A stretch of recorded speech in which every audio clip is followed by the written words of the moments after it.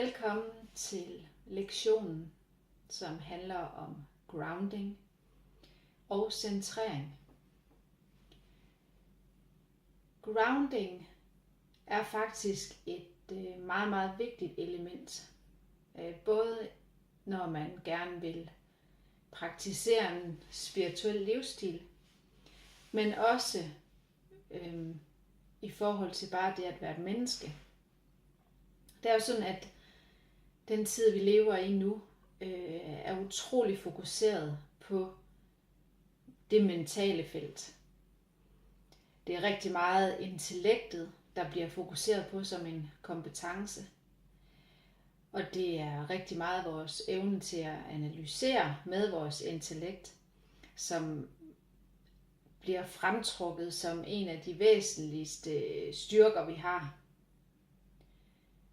Vi skal kunne tænke os frem til, hvad der er rigtigt for os. Og det er også den måde, man lærer at problemløse på. Det, der bare er den store hage ved hele den tilgang, det er, at vi nogle gange kommer til simpelthen at sidde fast i det mentale felt. Så det er som om, at hele vores liv foregår her. På et tidspunkt, der havde jeg min mellemste datter med Julie med på, min mellemste datter Alberte med på Kunstmuseum. Og der så vi Julie Nord, vi så Julie Nords udstilling. Og hun laver nogle rigtig flotte, specielle tegninger, som har ligesom et twist. Alberte synes, de var uhyggelige. Men vi så et billede af et forældrepar, som sad ved siden af hinanden. Og så var deres hoveder lavet ligesom huse, så de sad med hver deres hus. Og det vi havde hørt om Julie Nord, det var jo det her med, at hun fokuserer på det ydre. Eller hun fokuserer på det her med at fremstille og vise det her aspekt, at vi er enormt fokuseret også på hvor de ydre rammer. Hvordan vi indretter os og så videre og så videre. Så den oplagte fortolkning af det billede, det var jo selvfølgelig, at de voksne, de er kun optaget af det materielle, huset og alle sådan nogle ting.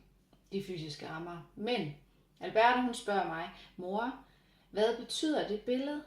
Hvorfor er det lavet sådan? Og så siger jeg til hende, det ved jeg ikke, Alberte. Hvad tror du?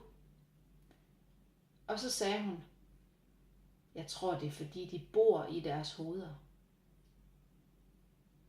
Og så fik jeg lidt at tænke over, fordi den måde at se det på, havde jeg egentlig ikke selv tænkt. Men det kunne jo egentlig ikke siges mere præcist. Vi bor i vores hoveder, og det er det, vi bliver opdraget til, og det er det, der bliver hyldet. Den måde, som vores samfund er på. Der er andre kulturer og andre tidsalder, hvor det har været meget anderledes. For eksempel har man jo også hyldet håndværk. Det at kunne skabe noget med hænderne. At der har været prestige i det på et tidspunkt. Der er jo også kulturer, som er meget, meget tættere knyttet til naturen, end vi er. Indianerne, eskimoerne og alle andre naturfolk har jo levet i naturen og med naturen på en helt anden måde, end vi gør.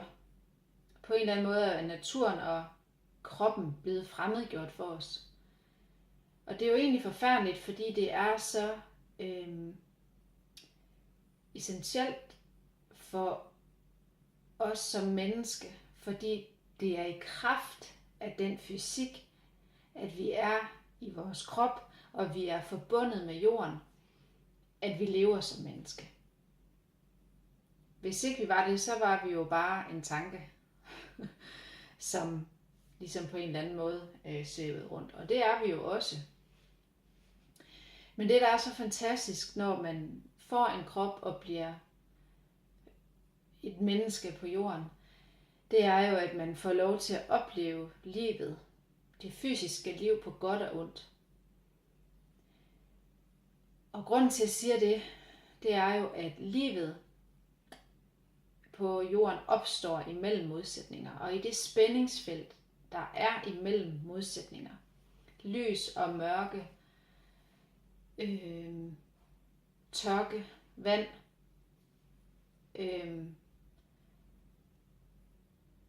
smerte, glæde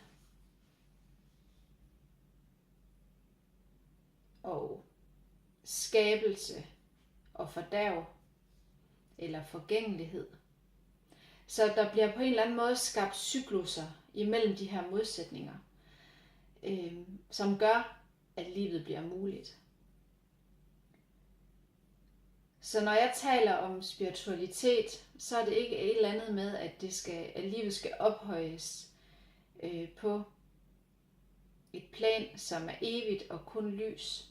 Det er faktisk et spørgsmål om at leve, at kunne blive i stand til at leve et liv som menneske også. Både med den del af os, som er evig og er lys, men også med den del af os, som er rent fysisk, og som er krop, og som er forgængeligt, eller forgængelighed. Ja. Grounding, det er faktisk egentlig bedst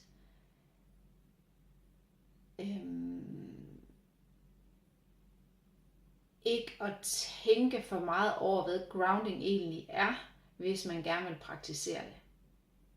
Men du får alligevel den her lektion, og så er det faktisk nødvendigt, at du begynder at praktisere grounding i dit liv. Fordi det grounding gør, det er, at det får dig ned i kroppen. Ned og mærke dine sanser. Fordi hvis ikke du er i kontakt med din krop, er du heller ikke i kontakt med alle dine sanser. Og det er faktisk hele dit sanseapparat, du skal have i spil, hvis du vil bruge din intuition, og hvis du ønsker at komme bedre i kontakt med englene. Det er ikke dit intellekt og din evne til at analysere med dit intellekt, som bringer dig tættere på din intuition eller på englene. Det er faktisk dit udvidet sanseapparat. Og for at du kan sætte det i spil, så er det nødvendigt, at du er i din krop. For nogen kan det med at være i kroppen faktisk godt være ubehageligt. Hvis man har haft traumer i det her liv, hvor man har haft nogle ubehagelige oplevelser, som på en eller anden måde har sat sig i kroppen, eller som man forbinder med kroppen, så kan det godt være angstfremkaldende at komme i helt kontakt med sin krop. Det behøver heller ikke at være nogle fysiske oplevelser eller fysiske traumer. Det kan også være mentale traumer, altså forestillinger om det at være i kroppen, og hvordan du er rigtig, og hvordan din krop er rigtig, som gør, at det kan være smertefuldt. Det kan også være traumer fra tidligere liv. Nogle gange under sessioner, eller under alle sessioner, arbejder jeg altid med det, jeg kalder karma-bæltet. På min side her er det centret for familiekarma, altså karma i det her liv, mønstre i det her liv. Og herover er det karma for den personlige, eller center for den personlige karma. Det vil sige forbundet også til tidligere liv. Og for eksempel, hvis man har haft et meget voldsomt traume i et tidligere liv, kan man faktisk godt tage det med sig i det næste liv, hvor det påvirker kroppen. Og det gode er jo, at de her blokeringer eller traumer rent faktisk kan heales. Så derfor er det faktisk en rigtig god idé, når du begynder at arbejde med grounding, hvis det er nyt for dig, at du trækker englene med ind over. Fordi så bliver du grounded i det tempo, som er rigtigt for dig, sideløbende med, at der foregår en healing. Så du heales, så du kan groundes mere. Og når du bliver grounded mere, så kommer du i bedre kontakt med din intuition, kan bedre mærke englene, og så kan healingen gå endnu dybere, og du kan blive grounded endnu mere. Ja. Det er også sådan, at grounding ikke er noget, som er svært. Det er faktisk rigtig, rigtig let. Det er et spørgsmål om faktisk bare at forbinde sig, eller at du forbinder dig med dine fødder og din krop, men primært faktisk fødderne i første omgang. Og når du begynder at få fokus på det, og ligesom åbner dit energifelt igennem fødderne, og sådan mærker den flade, som fødderne er forbundet med, så kobler du dig på den energi, som jorden har. Rent intuitivt kan vi mærke den her energi. Vi kan mærke den, når vi går i haven, eller når vi er tæt på naturen. For eksempel bliver blomster, eller når du går en tur. Vi kan mærke det gennem træerne og gennem græsset, hvis man går i haven og laver havearbejde. Eller faktisk også igennem dyr. Dyr healer os også og forbinder os med den her jordenergi, som også er koblet på det, man kan kalde moder jord. Og ny forskning er også ved at underbygge det, vi altid har vidst, og det, som naturfolkene altid har vidst. Nemlig, at der rent faktisk er en energi, et magnetfelt rundt omkring jorden, og en energi, som er livgivende. Og for eksempel, at træer har en aura omkring sig, og at de kommunikerer med hinanden igennem deres rodnet og igennem deres kroner. Og vi ved jo alle sammen, vi har jo alle sammen lært i biologi, det med fotosyntese, og hvordan der bliver trukket ilt og vand og alt det her rundt i alle de her økosystemer. Men de findes faktisk også på niveauer, som vi hidtil ikke har været vidne om. I hvert fald ikke rent videnskabeligt, naturvidenskabeligt. Men det begynder at komme nu. Og ny forskning omkring faktisk, hvordan træer kommunikerer med hinanden og hjælper hinanden. Og hvordan der kan måles modertræer indimellem mange forskellige træer i en skov, og hvordan de er connected og selv ligesom sender bølger til hinanden. Det bliver der forsket en del i. Og også at det faktisk kan være, eller det faktisk er helende at forbinde sig med den her energi, som jorden ligesom udstråler. Og man kan mærke den meget, meget tydeligt. Nu skal vi ikke lave en healing lige nu, men vi laver lige en lille forsmag på det. Healingerne kommer til at, eller ligger i en anden video. En healing med grounding og en healing med centrering, som bliver guidet. Men lige nu skal vi lige prøve at forbinde os med den her jordenergi. Så hvis du sætter dig rigtig godt til rette, med fødderne placeret fladt på underlaget under dig, så skal du prøve at slappe rigtig meget af. Så skal du forestille dig, at du under fødderne har nogle små åbninger med låg. Og nu forestiller du dig, at de her låg ligesom bliver skruet af. Du gør det ligesom bare med tankerne. Skruer lågene af under fødderne. Og så mærker du nu, hvordan du ligesom skyder rødder ud igennem foden. Og forbinder den med jorden under dig. Skyder de her rødder ud igennem og ned igennem jorden. Og måske kan du begynde at mærke sådan en kriblen under fødderne, som spreder sig op igennem din fod og op til anklerne. Og alt, hvad der er nødvendigt, det er faktisk at gøre det her, og så bare fokusere på den fornemmelse, du får i dine fødder. Og ved at du bruger det her billede og visualiserer det her, så kommer du i din højre hjernehalvdel. Og så vil dine tanker have meget, meget lettere ved at slå fra. Du vil meget bedre kunne overgive dig til den del af hjernen, som er forbundet med dine intuitive sanser på en klarere måde, end dit intellekt er.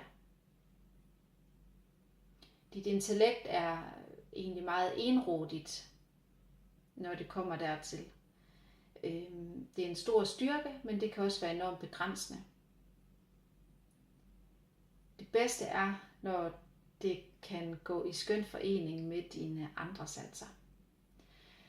Så hvis du har svært ved at meditere, så er det fordi, at dit mentale felt simpelthen har svært ved at være stille. Men så er det faktisk ofte meget, meget lettere at bruge de her guidede meditationer, som anvender billeder.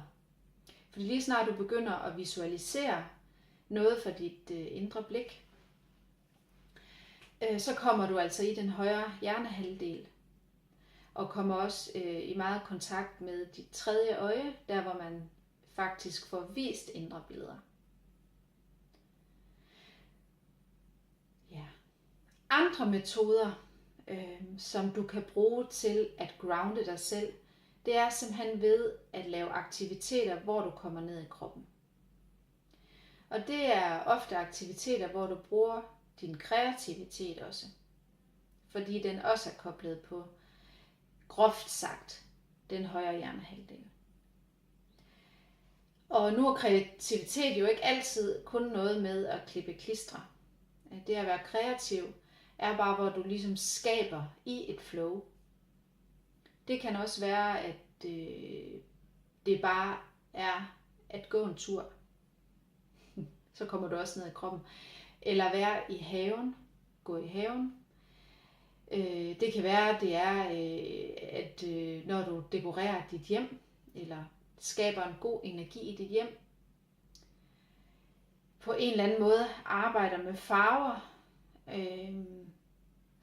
skaber farver omkring dig, så det kan selvfølgelig også være at male, tegne, farvelægge de her nye mandalas, man kan få. Det er en rigtig god måde at meditere på også, eller komme tæt på den meditative tilstand. Rent faktisk så kan man også, eller du kan bruge krystaller til at forstærke din grounding. Du kan spise mad, som er forbundet med jordens energi, og det er selvfølgelig meget rodfrugter, der er det. Og så er det selvfølgelig også det at være fysisk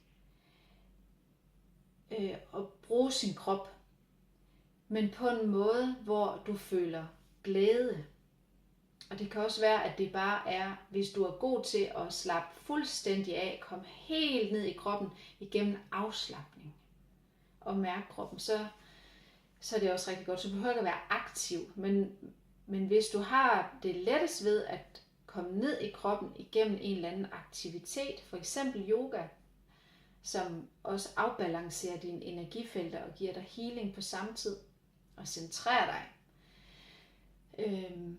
så er det også rigtig, rigtig godt. Så det er meget individuelt, så det handler altså om, hvordan du finder din måde at blive grounded på. Og så er det, man kan sige til sig selv, hey, jeg har simpelthen ikke tid til at putte mere ind i min hverdag. Jeg har så mange ting, jeg i forvejen skal, og nu er det her bare en ekstra ting. Så gælder det jo om at få nogle teknikker eller nogle metoder, hvor du kan grounde dig selv igennem de der aktiviteter, som du har i forvejen. Hvis du har børn, så skal der jo selvfølgelig smøres nogle madpakker, laves noget mad.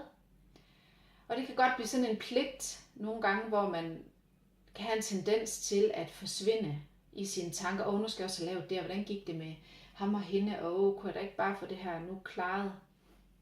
Sådan jeg ligesom kan vinge den af. Og så er du i dit mentale felt, og så kører det afsted med dig, og to-do-lister, og så er du faktisk ikke til stede i nuet, som det hedder så populært. Og her er mindfulness-teknikken rigtig, rigtig god. Du kan faktisk lave den her grounding-øvelse, mens du står og skræller gulerødder, eller mens du står og laver smør madpakker. Du kan også sætte musik på, mens du gør det, som du godt kan lide. Og så ligesom stå og få gjort tingene i en rytme til musikken. Du kan også bare have helt stilhed, stå og mærke dine fødder imens, og så ligesom lave det til en dans, mens du skræller gulerødderne, en dans med kroppen, eller bare mærker det. Spiser en gulerod selv samtidig, så du bliver fuldstændig opmærksom på, hvordan det er, du bruger kroppen i det øjeblik.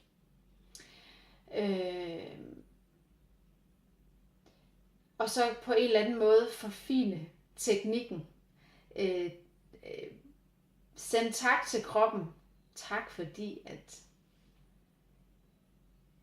at du gør mig i stand til at gøre det her. For grounding handler også rigtig meget om det her med, at på en eller anden måde at prise kroppen, at være glad for kroppen. Man kan sige, på trods af den smerte, som det også kan være at have en krop. Fordi med andre ord er vores krop egentlig vores tempel for liv, mens vi er her på jorden. Uden den kunne vi ikke manifestere alle de her fysiske ting. Fordi det, der er så fantastisk ved at være menneske, det er, at man kan skabe i tid og rum. Altså på et fysisk niveau. Og at man rent faktisk, du kan manifestere. Og manifestere, ja, det betyder at skabe og at opbygge. Og på en eller anden måde få det, som man har her, ud på et lærred, hvis man kan sige det på den måde. Livet er jo et lærred,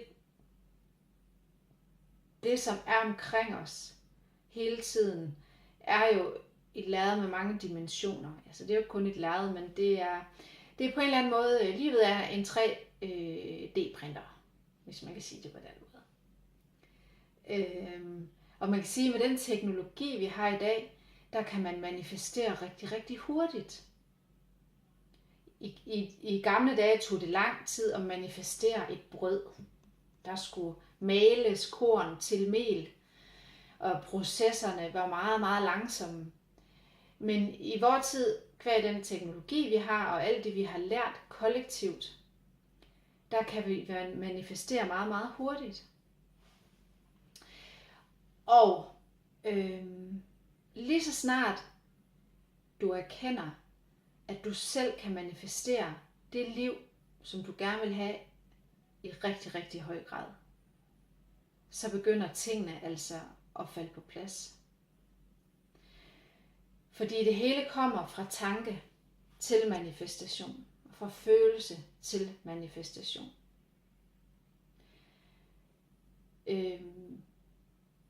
Og man kan sige, at i det øjeblik, man også erkender det, der kan man godt komme hen, altså modhagen, eller man kan sige, at udfordringen omkring den erkendelse er jo, at man kan blive bange. Blive bange for, hvad er det nu, jeg manifesterer i det her liv, og kan mine dårlige tanker, jeg må ikke have noget, føle noget dårligt, fordi så får det dårlig indflydelse på noget, og så kan man få skam over den, man er, og man kan blive utrolig kontrollerende, og vil have alt under kontrol, ikke? Men det gode ved at gøre den erkendelse, og samtidig have en spirituel tilgang, det er jo, at du samtidig også erkender, at du ikke skal bære hele verden alene. Og at hele den kraft, som vi manifesterer ud fra, den kraft, du er skabt af, og det du kommer af, det er godt. Det er lys, og det har glæde og lys og fred som formål. Og det er egentlig fuldstændig hele essensen i forhold til det at have en jordforbindelse. Fordi hvis ikke du har den tillid til, at livet grundlæggende er godt, at livets essens og alt det livet ønsker for dig, sender til dig, og alt det du er, det er kærlighed, og det kommer af lys og kærlighed. Og vil dig det godt, og at du er ønsket. Hvis ikke du har den tillid og den tro, så tør du heller ikke at forbinde dig og overgive dig til den her energi, som grounder dig.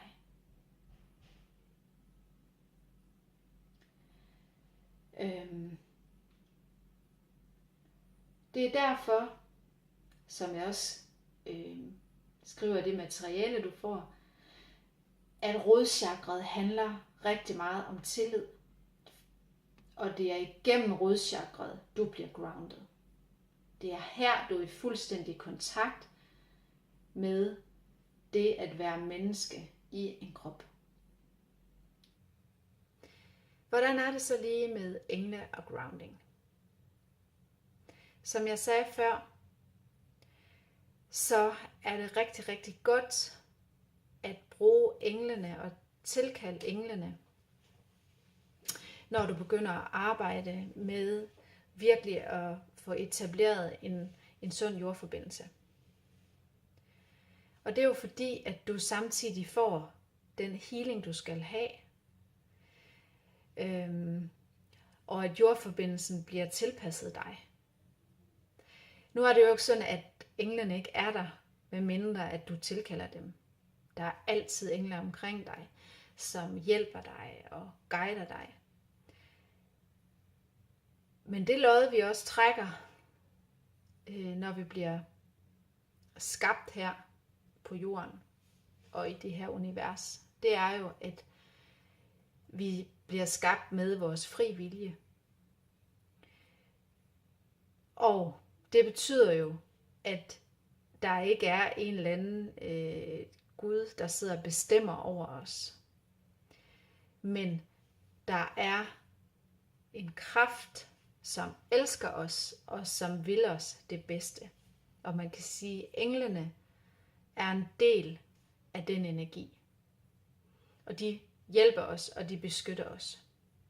Men i det øjeblik, du siger til englene, tak engle, fordi I hjælper mig, og tak fordi I healer mig og guider mig, og tak fordi at I hjælper mig med at få skabt en sund jordforbindelse, så kan de træde til på en meget mere kraftfuld måde.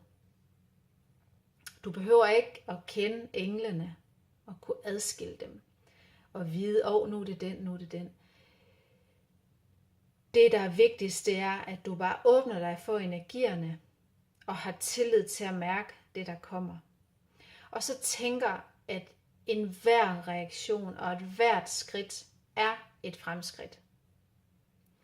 Og kommer der nogle følelser op i dig, eller nogle reaktioner for din krop, så tænk, tak, nu er det noget, som har været lukket ned, som kommer til overfladen, og som nu slipper. Nu er det ikke sådan, at alle sten skal vendes. Der er en masse, man kan slippe på, hvor man eller en masse, man kan give slip på, ved simpelthen bare at overgive sig til englenes energi. Og bare tænke, jeg giver slip, jeg giver slip, jeg giver slip, jeg giver slip, jeg giver slip. Men det er sådan, at når man får fat ved sagens kerne, den grundlæggende overbevisning, som man er nødt til at slippe, som måske har styret dig, som du er nødt til at slippe, og som har styret dig, måske i hele dit liv indtil nu, og du gør en erkendelse, eller kan mærke, her er det. Det er det her, jeg skal slippe. Det er det, der har begrænset mig hele tiden. Det er det her, jeg har lært, som jeg troede var en sandhed, men som egentlig bare er en illusion. Og nu sætter jeg mig selv fri. Det er man nødt til at se i øjnene. Det kan være en overbevisning. Det kan være en erfaring, som har sat sig i kroppen. Det kan være en grundlæggende angst, som man erstatter med tillid. Og lige præcis der er englene de bedste hjælpere. Det er det, de er allerbedst til. Så det du kan gøre hver dag, det er simpelthen bare at bede englene om hjælp om morgenen. Og takke dem om morgenen, og bede englene om hjælp og om healing, og takke, når du går i seng. Til lige præcis til jordforbindelsen er den her bodyscan, som man bruger i, i mindfulness. Den teknik er rigtig, rigtig god. Og jeg har lavet en bodyscan med engleenergi også, som du kan anvende. Den er også linket her i det her materiale. Men ellers så prøv også at få nogle af de andre elementer ind i hverdagen, altså det her med at være grounded, når du laver noget fysisk arbejde, og alle de andre ting, jeg nævnte. Vælg det, som kan passe dig, og lad være med at vil tage et for stort et skridt fra starten. Bestem dig for 2 ting, som er realistisk.